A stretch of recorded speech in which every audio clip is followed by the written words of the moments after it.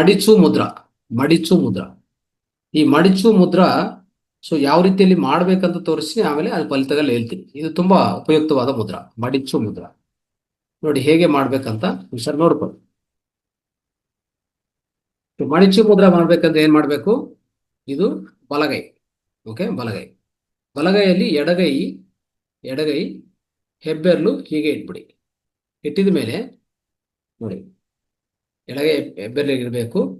ಇಟ್ಟಿದ ಮೇಲೆ ಎಡಗೈ ಹೆಬ್ಬೆರಳು ಈ ಬಲಗೈ ಈ ಬಲಗೈ ಹೆಬ್ಬೆರಳು ಎಡಗೈ ಹೆಬ್ಬೆರಳು ಮೇಲೆ ಹೀಗೆ ಕ್ಲೋಸ್ ಮಾಡ್ಕೊಳ್ಳಿ.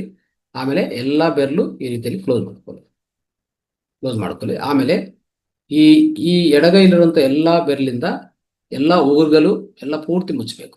ಒಂಥರ ಈ ರೀತಿ ಆಗತ್ತೆ ನೋಡಿ. ನೋಡಿದ್ರ?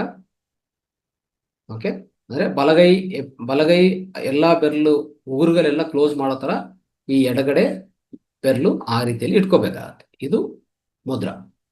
ಇದೇನು ಮುದ್ರಾ? ಇದು ಮಡಿಚು ಮುದ್ರಾ. ಈ ಮಡಿಚು ಮುದ್ರಾ ಈ ರೀತಿಯಲ್ಲಿ ಮಾಡ್ಬೇಕಾಗತ್ತೆ.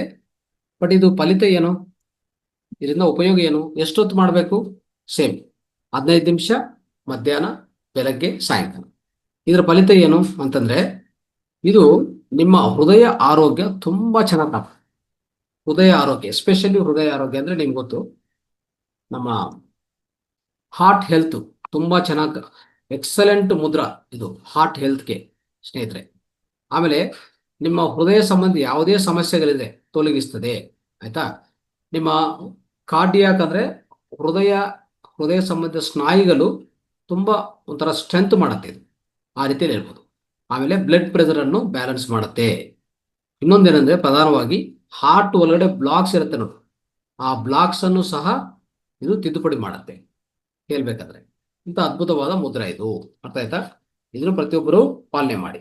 ಓಕೆ.